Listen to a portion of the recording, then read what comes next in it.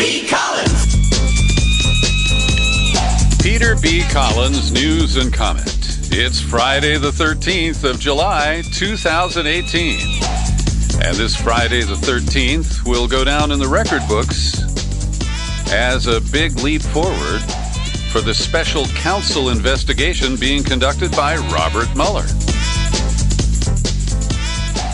And I have to say that this is a potential turning point, because while an indictment is not evidence, there does appear to be evidence behind the indictment.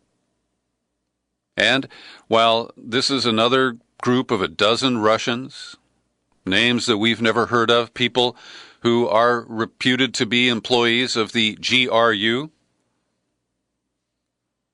and it's likely they will never face trial in the United States, the narrative that accompanies this indictment is fascinating. It puts some meat on the bones of the skeleton that has been standing here without any evidence for almost 2 years now. Rod Rosenstein, the Deputy Attorney General who oversees the special counsel, announced the indictment of 12 Russians affiliated with the country's intelligence services for their alleged role in hacking the networks of the Democratic Party, the congressional campaign arm of the party, and email accounts of individuals associated with Hillary Clinton's campaign. Now, that's a direct quote from the Washington Post, and I applaud them for using the term alleged role, because these are accusations, these are indictments, and I'm not being dismissive about them. This is a major change, a major shift in providing some details about what we've been told to trust the intelligence agencies who leaked to the media, and the lack of evidence that we've had to live with for almost 2 years now. The indictment itself offers a flurry of new details, including, perhaps most importantly, that the hackers tried to access Clinton's personal server on July 27th of 2016, the same day that candidate Donald Trump publicly implored unnamed Russian hackers to hack her server. Now, I dismissed that at the time as just, some of the same bluster and bullshit that we are used to from Trump. And this may be a pure coincidence, but it certainly stacks up as something that is worth exploring further.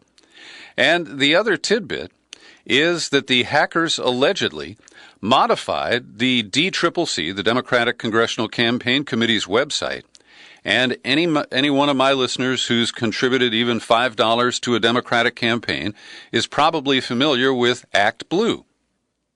It's the arm that allows you to use a credit card to give money to the candidate of your choice.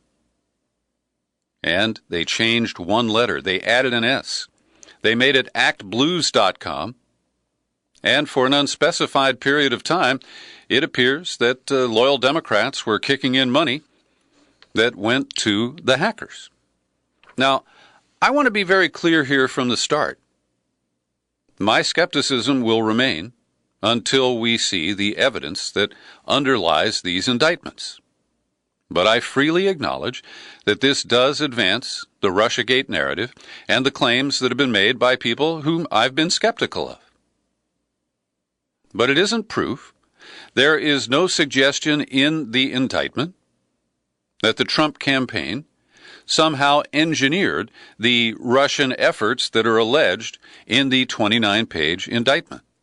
And likewise, there is no indication that Trump knew about this, although that coincidence I just told you about, the July 27 comment, with what is reported as a hacking attempt on the Clinton server that day, well, that's circumstantial evidence that certainly makes you scratch your head and calls for deeper investigation and testimony.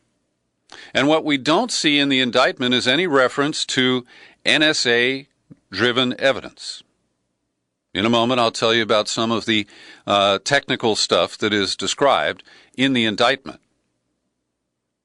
But we don't see that the NSA has proven, or the NSA has evidence, or, in fact, there are no sources and no specific evidence that I've seen, and I did read every page of the indictment. So, when you look at the timeline, and there are significant additions to the timeline from the narrative that Mueller offers, because he's quite explicit about dates and sometimes times of when intrusions were reported. But there's a fundamental issue here that we have to contend with, and that is that it is easy on the internet to leave false clues, like metadata in Cyrillic. We know from the Vault 7 release that the U.S. lost control of malware that enables hackers to blame their hacking on somebody else, to make it look like it came from Indonesia, Nigeria, or South Carolina. And this is one of the central issues that has to be resolved to my satisfaction before I can say, I was wrong and everybody else was right. So the Mueller indictment has details about malware being installed on DCCC computers, allowing them to steal information, and this included screenshots and keystroke information. If you capture keystrokes, you can figure out what passwords people use to access specific,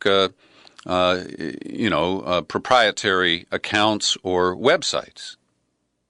They also described a server in Arizona and one in Illinois that were used to store information and to serve as kind of a locker where the malware would ship information it was hacking, and it was left there to be picked up by the conspirators. Now, the indictment treats DC leaks and Guccifer 2.0 as proven arms of the Russian GRU. This may be true, but again, they don't offer evidence, not at this stage, to support that.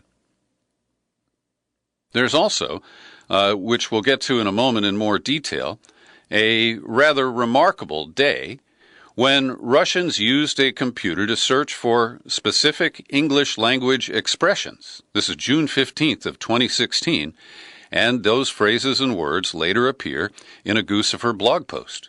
Again, that is very fascinating circumstantial evidence, and it could lead to proof of what the indictment alleges.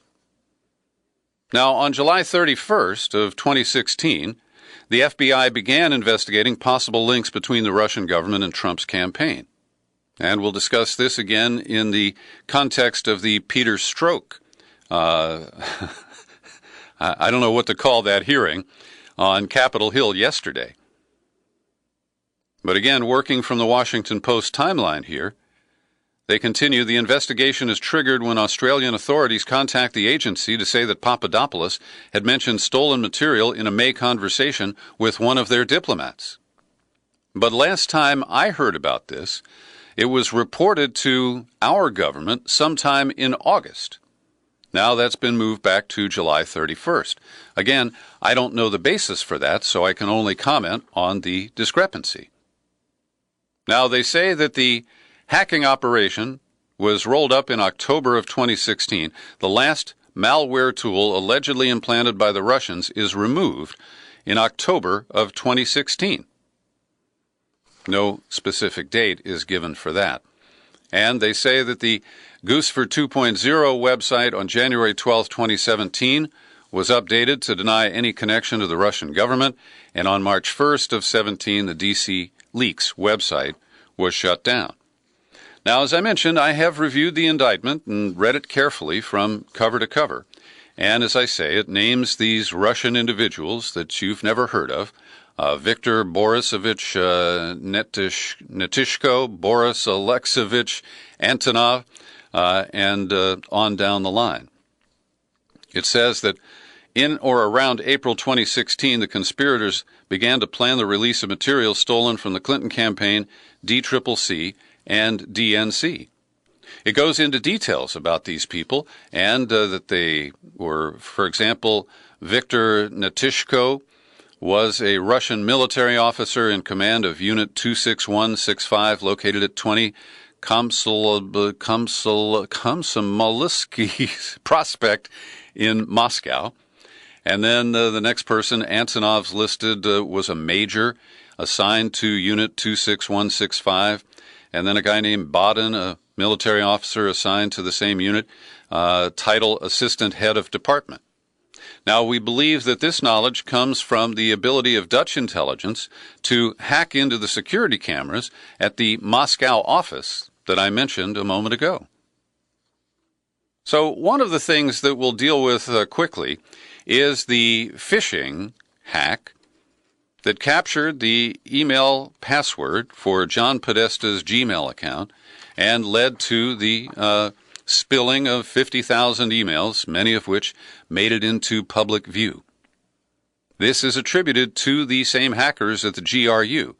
Again, there's no evidence that is offered to prove that they led this spear phishing attack. But in the context of the indictment, it is clearly presented. I'll put it that way. So, WikiLeaks is referred to in the indictment as Organization 1. And in paragraph 47, Mueller writes, in order to expand their interference in the 2016 U.S. presidential election, the conspirators transferred many of the documents they stole from the DNC and from Podesta to Organization 1. The conspirators, posing as Guccifer 2.0, discussed the release of the stolen documents and the timing of those releases with Organization 1 to heighten their impact. On or about June 22nd of 16, Organization 1 sent a private message to Guccifer 2.0 to send any new material here for us to review, and it will have a much higher impact than what you are doing. On July 6th, Organization 1 added, if you have anything Hillary-related, we want it in the next 2 days, because the DNC, the convention, is approaching, and she will solidify Bernie's supporters behind her afterward. So this is the clear statement, the belief of the Mueller investigators, that it was the Guccifer front that was used to transfer the information to WikiLeaks. Again, there is no evidence presented to say, according to NSA traffic logs or any other element of proof that is offered. Nevertheless, I acknowledge this is a very serious narrative that does paint a much more explicit picture than we've seen. Then Mueller gets into some technical details here. X-agent malware implanted on the DCCC network transmitted information from the victim's computers to a GRU-leased server located in Arizona. The conspirators referred to this server as their AMS panel, and their co-conspirators logged into the AMS panel to use X-agent's keylog and screenshot functions in the course of monitoring and surveilling activity on the DCCC computers. The keylog function allowed the conspirators to capture keystrokes entered by employees. The screenshot function allowed the conspirators to take pictures of the DCCC employees' computer screens. On or about April 19th of 16, the co-conspirators remotely configured an overseas computer to relay communications between X-agent malware and the AMS panel, and then tested X-agent's ability to connect to this computer. The conspirators referred to this computer as a middle server. The middle server acted as a proxy to obscure the connection between malware at the DCCC and conspirators' AMS panel. Now consider for a moment. Everything I read you may be 100% true. But we don't know yet. We have not seen the evidence that supports this narrative. Keep in mind it's possible that someone may have impersonated the Russian actors who are named in this indictment. And I acknowledge that that is less likely given the weight of the information before us today. But it's not conclusive. And so I will continue to follow the evidence and the arguments until I feel it is conclusive. There is also the conspirators later moved DNC data using X-Tunnel to a GRU-leased computer located in Illinois. On or about April 28 of 16, they connected to and tested that computer in Illinois, and later that day the conspirators used X-Tunnel, that's apparently a GRU software, to connect to that computer to steal additional documents from the DCCC network. They note that on May 30th, the AMS panel received updates from approximately 13 different X-agent malware implants on DCCC and DNC computers. Again, if this can be proven, this is the nexus. This is the critical connection between Russian hackers and the information that was removed from DNC networks. Continuing here, let's see, in or around June of 2016, Company 1, which I would believe to be CrowdStrike, took steps to exclude intruders from the networks. Despite these efforts, a Linux-based version of X-Agent programmed to communicate with the GRU-registered domain linuxkrnl.net remained on the DNC network until about October of 2016. So the indictment continues. More than a month before the release of any documents, the conspirators constructed the online persona DC Leaks to release and publicize stolen election-related documents. On or about April 19, 16, after attempting to register the domain electionleaks.com, the conspirators registered the domain DC Leaks through a service that anonymized the registrant. They used cryptocurrency to pay for it. The conspirators launched the public website dcleaks.com on June 8th of 2016, which they used to release stolen emails. So this is a major advance in the details of the government's version of the conspiracy that occurred.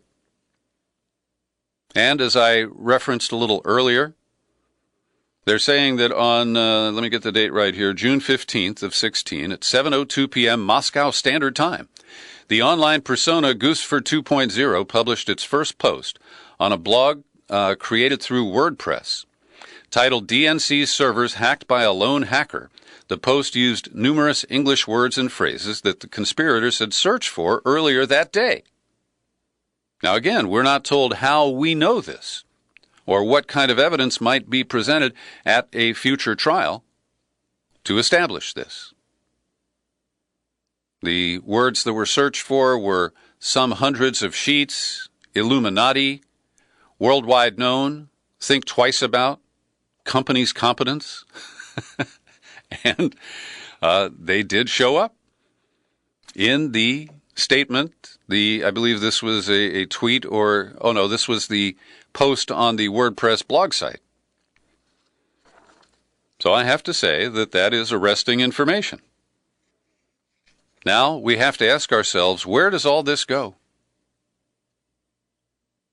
Will there be a proceeding where this will be aired out and the evidence will actually be presented? Will it be an impeachment hearing in the House of Representatives?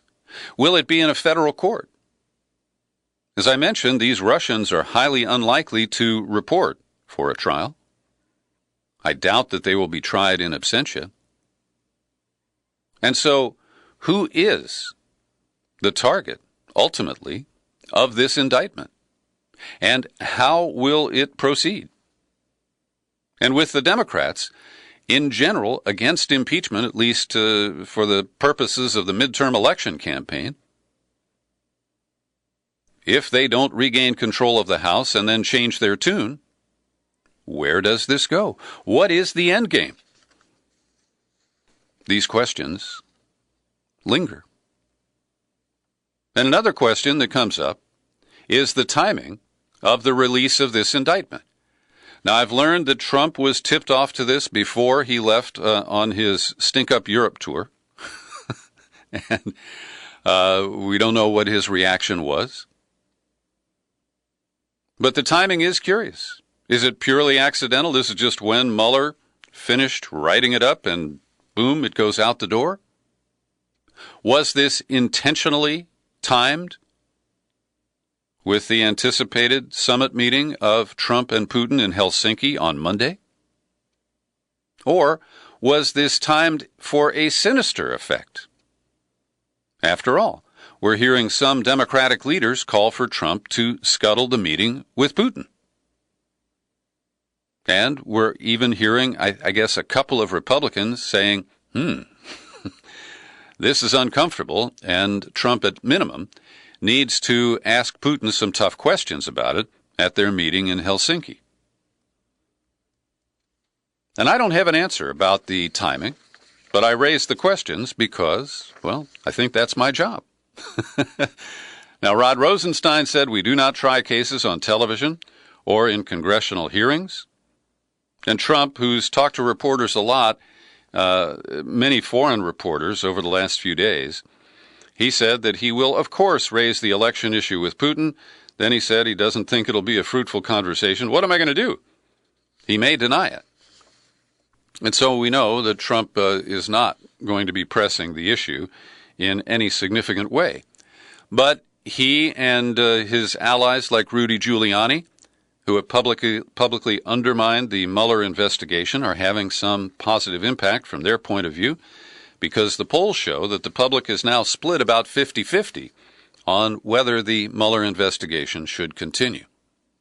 Also, today's indictment adds some new details to the information that was leaked by Reality Winner, the former NSA contractor in Georgia who took a guilty plea and will be spending almost 5 more years in prison.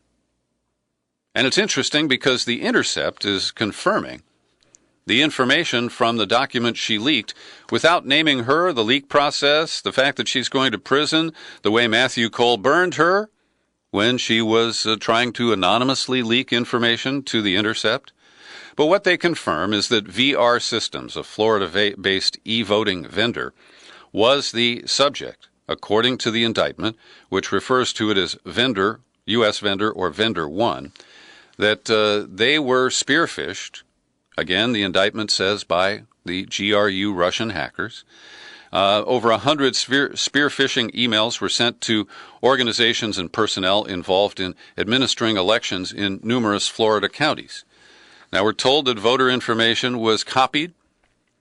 We're not told that it was altered or returned, and they keep reassuring us that no vote calculations were affected by the efforts to violate the security of this election contractor, VR Systems.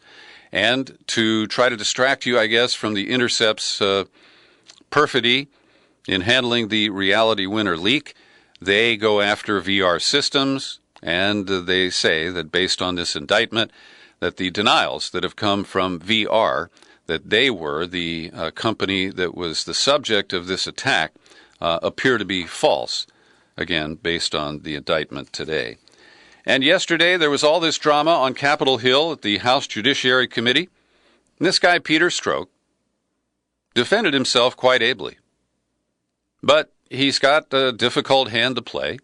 He's compromised because everybody knows that he and Lisa Page were cheating on their spouses when they traded these text messages that are used to define Peter Strzok as a biased investigator, biased against Trump.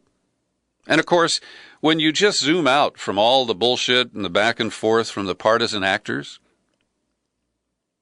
Peter Strzok mentioned that if he wanted to bring down Trump, he could have leaked what he knew about the Russia investigation at any time up until the election.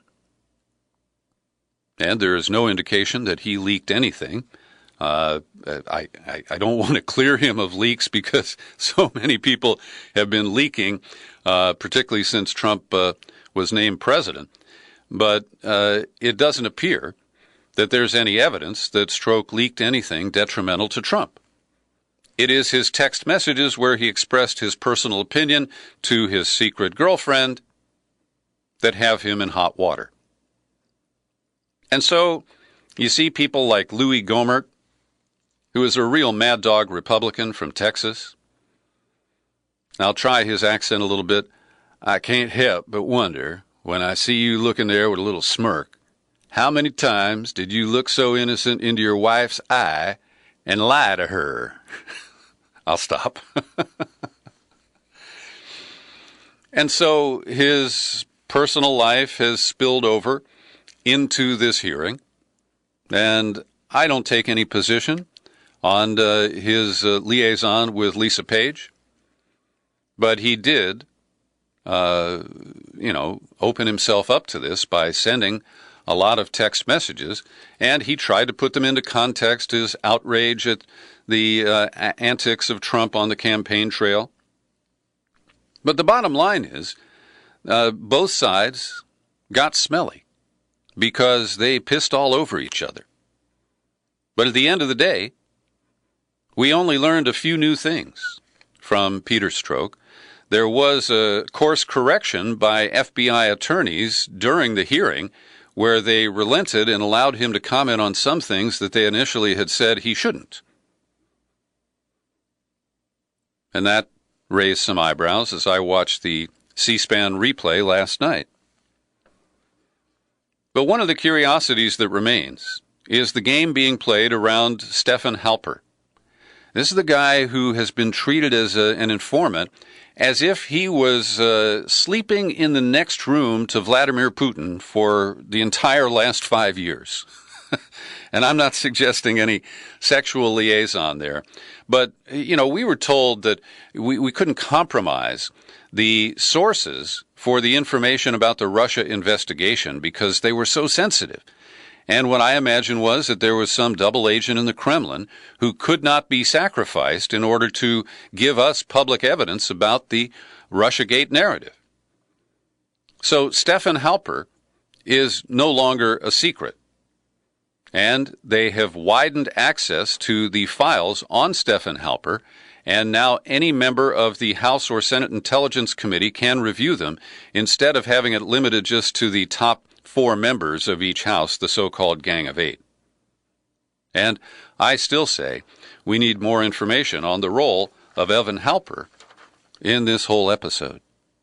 Every day I pause for a second to thank the people who support my work with your subscriptions to the Peter B. Collins podcast. People like Susan Gavet, Jim Garrison, Ted Kelly, Carla Mahoney. They're all generous supporters, and I invite you to join them. Come on over to peterbcollins.com. It's easy. Just click on the menu tab, pull down Become a Subscriber. You land on the sign-up page. That's where the different levels of support are detailed for you. And you can always take out a new annual subscription for $50 and get yourself a copy of John Dist's rock and roll CD called American University. And if you're allergic to PayPal, you can communicate with me by the U.S. mail. My address is Box 150, 660, San Rafael, California, 94915. Box 150, 660, San Rafael, 94915. Now, there's another one of these public cases where we've lacked evidence, and I have been skeptical. This is the claim of the Novichok episodes in Salisbury, England. And today there is a new report that police found a small bottle which portioned down the chemical weapons lab, which is precariously close to Salisbury and Amesbury. Porton Down is now confirming that Novichok was in that bottle. And where did they find it? They found it at the house of Charlie Rowley. Charlie is the surviving partner of Dawn Sturgis, who died from the alleged nerve agent attack earlier this month. How did Charlie get this little bottle that had Novichok left in it?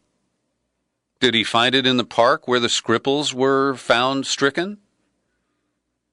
Did he go to the Skripals' house and find it near the door with the infamous doorknob? Well, all we know is this. On Wednesday, 11 July, a small bottle was recovered during searches of Charlie Rowley's house in Amesbury. It was taken to the Defense Science and Technology Laboratory at Porton Down for tests. Following these tests, scientists have now confirmed to us that the substance contained within the bottle is Novichok. Further scientific tests will be carried out to try to establish whether it is from the same batch that contaminated the Skripals in March.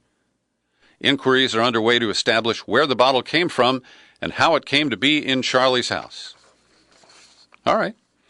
At least they're more forthcoming than they have been in the past. We still don't have much evidence about Novichok, and the claim that it could only come from Russian laboratories is known to be false. Meanwhile, Donald Trump has poisoned the air in London, where that little mocking balloon is flying over him, the mock-up of Trump as a baby, and it hurt his feelings. So Trump really poisoned the atmosphere there in London by giving an interview to Rupert Murdoch's lowbrow tabloid, The Sun. I haven't picked up The Sun in a while, but it used to have topless girls featured every day on page 3. And it appeals to working-class Britons. It was pro-Brexit. It's always been very conservative. And Trump told The Sun that Theresa May had ignored his advice on Britain's exit from the European Union, which has put at risk a bilateral trade deal with the United States. I actually told Theresa May how to do it, but she didn't agree, Trump said to The Sun. She didn't listen to me. And then he suggested that Boris Johnson, her main conservative rival, would make a great prime minister. What a diplomat. This guy really knows how to win friends and influence people. What did he do today? Well, he held a news conference with Theresa May, declared he never said those words, despite the fact that The Sun has released a recording of them. He called it fake news, and he praised her in unrestrained fashion. That's our boy, Donnie. And, of course, he's heading off to Helsinki after a weekend at golf at one of his properties in Scotland. And it's interesting because Benjamin Netanyahu decided that he ought to get to Putin before Trump did. And so he moved up a visit to Moscow by about a week. And he dropped in on Thursday, and he now says he won an important commitment from Putin. Israel doesn't object to Assad's regaining control over all of Syria, according to Netanyahu, and Russia has pushed Iranian and allied Shiite forces tens of kilometers away from the Israeli border. The New York Times describes Netanyahu's objective as getting Russia to dislodge Iran from Syria by diplomatic means. So this kind of gamesmanship is fascinating, because I believe that if Trump is beholden excessively to a world leader, it's Benjamin Netanyahu. I mean, Trump has done some steps that certainly would not have pleased Putin. His bromance with him remains a mystery, and maybe there is a P-tape. But that's the jockeying that is going on these days. Carles Puigdemont, remember him? He was the rebel leader in Barcelona, Catalonia. Well, he got picked up in a roadblock in Germany, and an extradition hearing yesterday determined that he can be returned to Spain, but not to face the charges of revolt, but only charges related to corruption in pursuit of separation from Madrid. Steve Mnuchin was on Capitol Hill today trying to defend Trump's trade war. I guess it's General Mnuchin now. He told members of Congress that talks with Beijing have broken down, said it's now up to China to come to the table with concessions. Chinese accused the United States of acting erratically. They're right. Said the administration has blatantly abandoned the consensus that two sides have reached and insisted on fighting a trade war with China. And they keep ratcheting up the tariff threats. And lawmakers from both parties are perplexed and pretty aggravated. They've been getting complaints from constituents. Here's Jeb Hensarling, Republican of Texas. He said he wasn't impressed with the only trade deal that Trump has made with South Korea. And he is very concerned, but he kind of downplayed it. Bob Corker of Tennessee told Manisha Singh, an assistant secretary at the State Department, to my knowledge, not a single person is able to articulate where this is headed, nor what the plans are, nor what the strategy is. Corrupt Bob Menendez, Democrat in New Jersey, said, I don't understand what the pathway here is at the end of the day. And Republicans joined in the questioning as well. Microsoft, which makes a facial recognition product, which is called Recognize, I think, Recognition with a K. Let me correct that. Recognition with a K is owned by Amazon. There is a facial recognition product made by Microsoft. But they both seem to be afraid of Facebook's advances in the technology, and now Microsoft is breaking ranks with other tech giants and demanding that Congress set up regulations for the use of facial recognition software. I'm not against that. There is a surprise. The Justice Department has filed an appeal to try to unravel the recent merger between AT&T and Time Warner. Now, this could just be Trump's battle against CNN. I don't know. But even if it's the wrong motive, I applaud it. We don't need any more mega mergers in this country. And finally today, I just have a question for my listeners in the Empire State of New York. Andrew Cuomo's been governor there for a while now. He's running for re-election. And another one of his top allies was found guilty of, a bid rigging scheme. This is fraud. His name is Alain Caballeros, and he is a guy who is the former president of the State University of New York Polytechnic Institute. He was tapped to spend $1 billion in the Buffalo area of New York, the western region, where things are in pretty bad shape after manufacturing has deserted. Well, he was convicted of a scheme where he awarded six-figure million-dollar contracts to cronies. And this follows the guilty plea earlier this year, actually as a finding of guilt, of Joseph Percoco, who had accepted $300,000 in bribes from executives working for the very companies that Caballeros steered the state money to. And my question is, are Andrew Cuomo's hands clean? Can Governor Andy stay above this corruption fray? Will this open the door for Cynthia Nixon to become the next governor of the state of New York? I leave you with these questions and invite you to return next week for more podcasts from peterbcollins.com. Happy trails